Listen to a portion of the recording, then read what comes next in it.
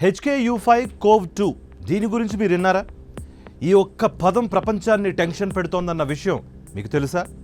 COVID-19 virus గుర్తుంది కదా, ఇది కూడా ఆ జాతికి చెందిందే. పైగా చైనాలోనే పుట్టుకొచ్చింది ఈ వైరస్. కోవిడ్ తర్వాత కొంతకాలం HMPV వైరస్ జనాన్ని భయపెడితే ఇప్పుడు HKU5CoV2 రంగప్రవేశం చేసేసింది. అసలు ఈ వైరస్ ఏంటి? ఇది ఎంత ప్రమాదకరం? కరోనా స్థాయిలో బీభత్సం ఇది సృష్టిస్తుందా? వీటికి సంబంధించిన వివరాలను సాక్షి స్మార్ట్ ఎక్స్ప్లెయినర్లో ఇప్పుడు తెలుసుకుందాం. HKU5CoV2 వైరస్ను చైనాలోని గబ్బిలాల్లో గుర్తించారు. కరోనాకు కారణమైన SARS-CoV-2తో దీనికి చాలా దగ్గర సంబంధాలు, పోలికలు ఉన్నాయి. HKU5CoV2 వైరస్ మానవులకు కూడా సంక్రమించే ప్రమాదం ఉందని చైనా పరిశోధకులు చెబుతున్నారు. బ్యాట్ విమెన్గా పేరు తెచ్చుకున్న చైనా శాస్త్రవేత్త షీ జెంగ్లీ దీనిపై విస్తృతంగా పరిశోధనలు చేశారు.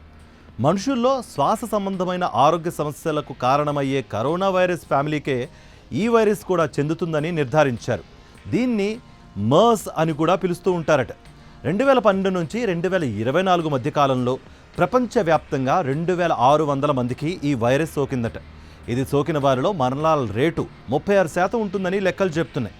అయితే కరోనాతో పోల్చుకుని చూసుకుంటే మాత్రం ఇది అంత ప్రమాదకరమైంది కాదన్నది వైద్య పరిశోధకుల మాట. HKU5CoV2 వైరస్కు హ్యూమన్ సెల్స్తో పాటు లంగ్ టిష్యూస్కి కూడా సోకే ప్రమాదం ఉన్నా కోవిడ్ తరహా విస్తృతంగా ఒకరి నుంచి మరొకరికి వెంటనే వ్యాప్తి చెందే అవకాశాలు లేనే లేవు అని అంటున్నారు.